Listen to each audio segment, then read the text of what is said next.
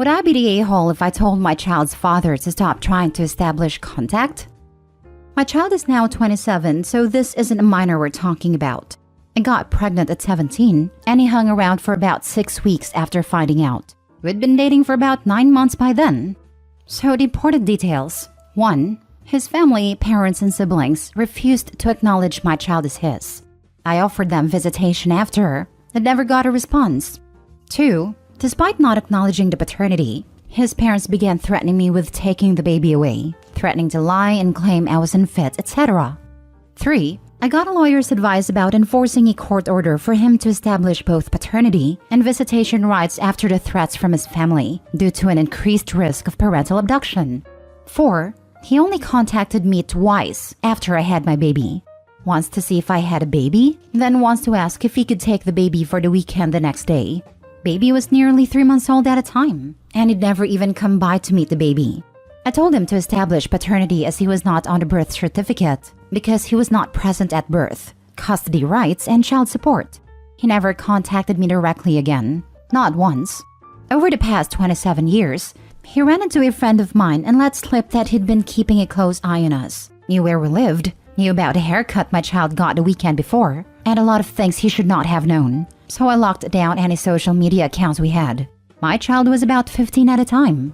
My child has known about bio father since 12, known his name and details since 18, and I have offered to help my child get in touch with him, but my child did not want to.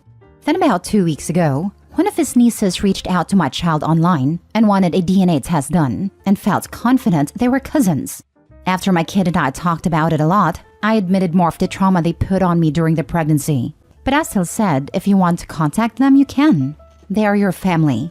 My kid said absolutely not, reached out, and basically told a cousin that it just was not going to happen.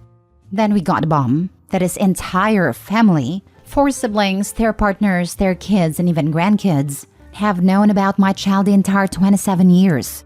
They talk about my child often, look at photos when they can find any, and basically treat my child as his long-lost but much-wanted child. I, predictably, am the witch who stole the baby from their lives.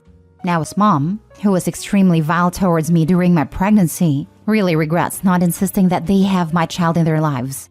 I even found a baby photo I had sent them 27 years ago on her Facebook. So, would I be the a-hole if I reached out to him and told him to see himself right the hell out of our lives again? And to tell his mom that my child very much wants absolutely nothing to do with them, and that even if my child's mind changes, it will never include bio dad or his mother after everything that went down?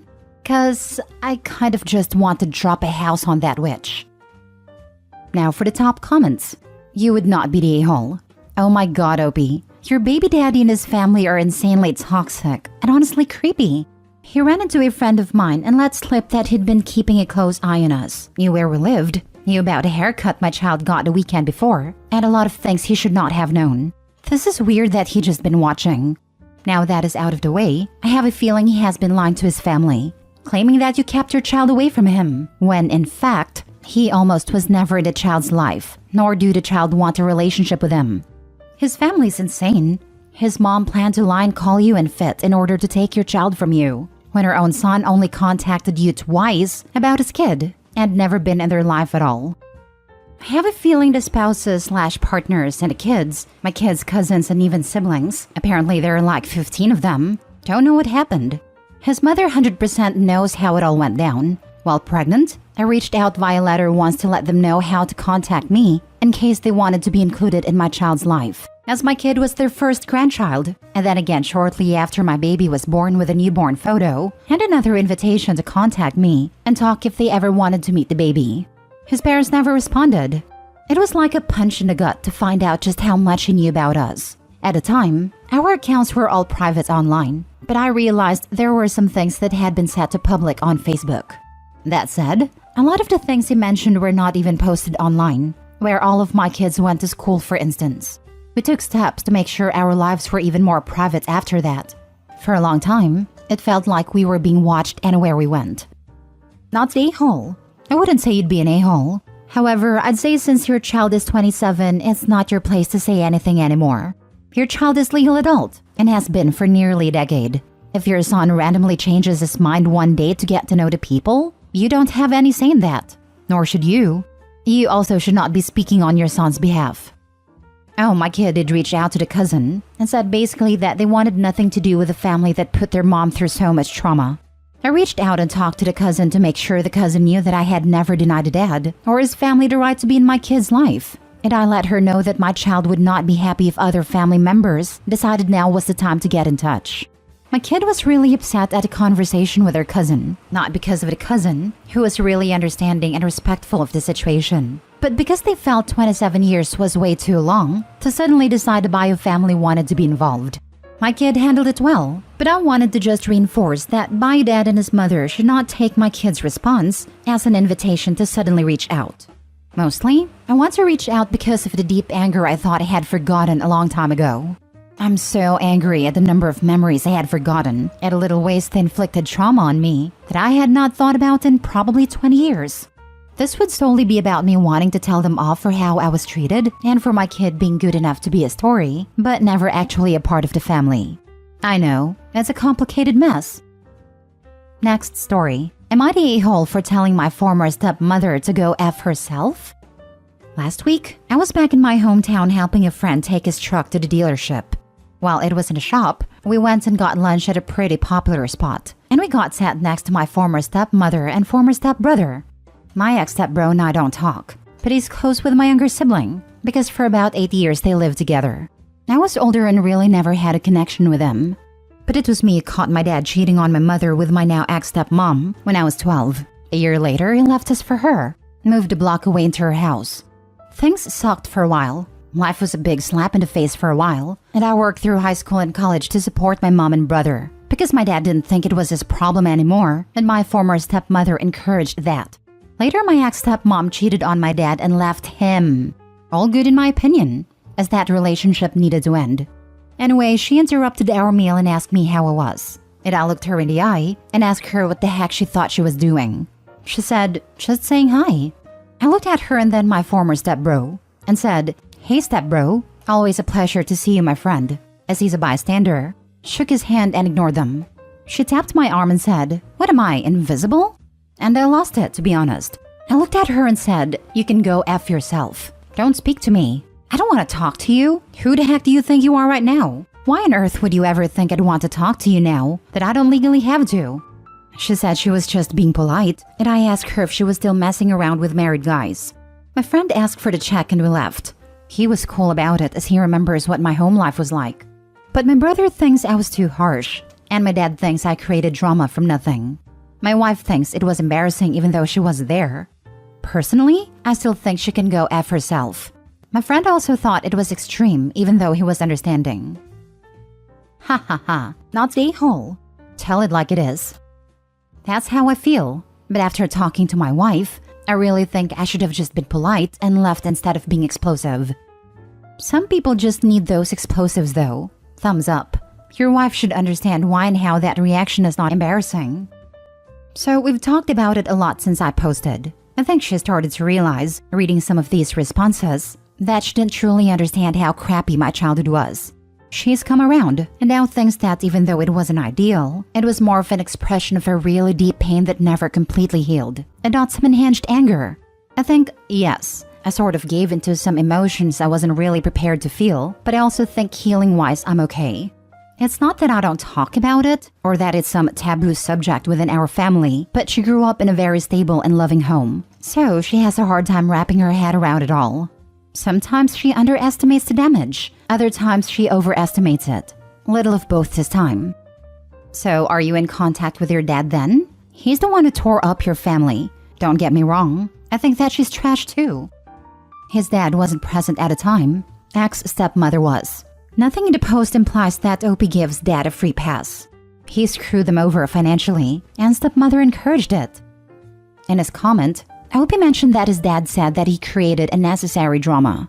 I asked Opie about his relationship with dad, though when that ex-mom knew that she was being ignored, she should have left Opie alone. But she chose to actually tap Opie. She needed to be snapped on. Opie stepped up when his low-life dad stepped down. Next story. Am I the a-hole for trying to dictate who my fiancé will walk with as a groomsman on his best friend's wedding? My fiancé Paul has a best friend, Jack. Jack has been with his fiancée Natalie for 7 years, while Paul and I have been together for 6. Natalie always had a weird obsession of hooking up Paul and her sister Mary and setting them up as a couple. Paul was never interested in Mary, but Natalie and Mary always tried to grab his attention. After Paul and I got together, Natalie would always try to exclude me from every single group gathering and would even try to set up double dates between her, Jack, Paul, and Mary. Paul wouldn't have it and set boundaries early on, but neither Mary nor Natalie respected them and kept crossing boundaries. Paul then had to cut them off and only kept contact with Jack.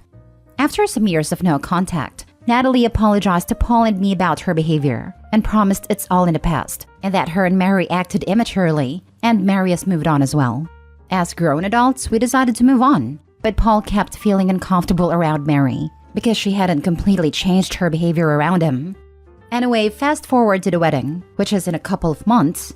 Jack asked Paul to be his groomsman and Paul happily accepted. It wasn't until now that Natalie said that Paul will walk down the aisle with Mary, to which Paul refused. He listed all of the reasons and why he doesn't want to. I was also against it because Mary has indeed not changed, and neither I nor Paul are comfortable with that setting. After some back and forth, Natalie called me and begged me to convince Paul and said, "Please don't act insecure about this. You know how important a wedding is to a bride. Don't ruin this for me." To which I replied that I understand the importance of her wedding, but mine and Paul's discomfort is more important to us than her wedding. I said you could literally pick any other girl to Paul to walk with, yet you picked Mary. How convenient. After some continuous back and forth, Natalie and Jack tried to convince Paul to accept Mary in this occasion, to which he said no, and if it's such a deal breaker, then he's stepping down as a groomsman. Anyway, now Natalie and her family are accusing me and Paul for trying to dictate what they will do at their wedding and say we are the ones who are overstepping. Now for the top comments. Not the a-hole. The important part here is Paul's discomfort. This isn't just you dictating. Jack isn't being a good friend for insisting on this if it's making Paul uncomfortable. You said he's a groomsman, not the best man. That's the only scenario I could see where they want the maid of honor and best man to walk together for the flow, but it's not the case here. If it's going to ruin the wedding, Natalie needs to take a long, hard look at herself and why this is such a hill to die on for her. The lack of self-awareness on the bride's part shows a high level of egocentrism. She knows exactly what she's doing, not the a-hole. Maybe it's time to go no contact if they haven't changed. Why can't they walk with any other bridesmaid? That's what both Paul and I said. Why can't it be any other bridesmaid? We got no clear answer to that, besides the fact that it's the bride's vision to be that way. Lol, let's be honest. We know why it's the vision. Of course we do, but they wouldn't say that out loud. And they're still trying to hook those two up. If someone cannot respect my relationship, then I don't have a place for them in my life. I'm glad your boyfriend understood how messed up all this is. He needs to have a final talk with his friend. Flat out say if this is the hill he wants to die on, then their friendship is done. Explain how inconsiderate this is.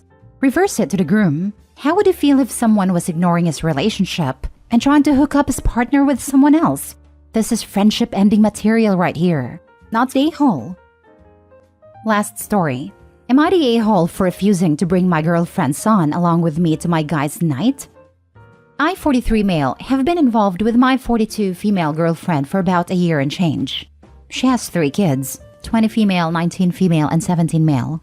Her ex-husband abandoned the family almost immediately after the youngest was born. I like and get along with all 3 of her kids really well, but her son, who we'll call Jake, and I have especially formed a good connection. I've taken him out with me off-roading, fishing, and golfing. So, recently my girlfriend asked me what I was doing Saturday night, wanting to do something with me. I told her, sorry, but Saturday night is guys' night. I'm going to my friend's house with most of my other buddies and coworkers for poker night. She seemed a little annoyed, but said, fine, but then will you at least bring Jake along with you? I told her that we'd drink a good bit, and some of us smoke cigars, and we get a little rowdy and probably somewhat inappropriate. She said, well, obviously don't allow him to drink or smoke, but he should hang out with some guys being guys. He grew up without his father, and it would be good for him. But I just didn't want to bring him along. I admit that part of the reason why is because I just want to hang out with my buddies and have fun without having to worry about being a role model for Jake. But I also just think that this sort of environment isn't appropriate for a teenager. It's not horrible or anything, but our guys' nights are for adults. But my girlfriend seems to think that I should have included Jake, since she gave her approval. Am I the a-hole? Not the a-hole. If Jake was grown, like 25 plus and wanted to go, it might be a little different to bring him along because he'd be able to drink, smoke, and probably even be able to hold his own in the crap talking that takes place on guys' nights. But he's 17. He can't drink. He can't smoke. And I'll be honest, I imagine it'd be uncomfortable for everybody involved to have a kid at a guy's night, unless he's used to hanging out with older guys and already has a feel for the kind of things that can and cannot be said when crap talking. But still would not be the a-hole in that situation too, in my opinion. Sometimes you need a break. It's not a break as in getting rest, but to get a break from your daily grind, be in a different environment, receive new input and experiences. OP may not get that if he brings the daily environment and responsibilities with him. It even goes beyond OP. Maybe the group of friends have worked up a little of trust and comfort to be like themselves and share thoughts and feelings, or act and unwind in ways they don't get to do elsewhere/everywhere. Bringing in a new element could ruin that experience for everyone else too. Not the a-hole. She's not thinking about this clearly. He's an underage kid, and you're his mom's boyfriend. It would be awkward for everyone involved.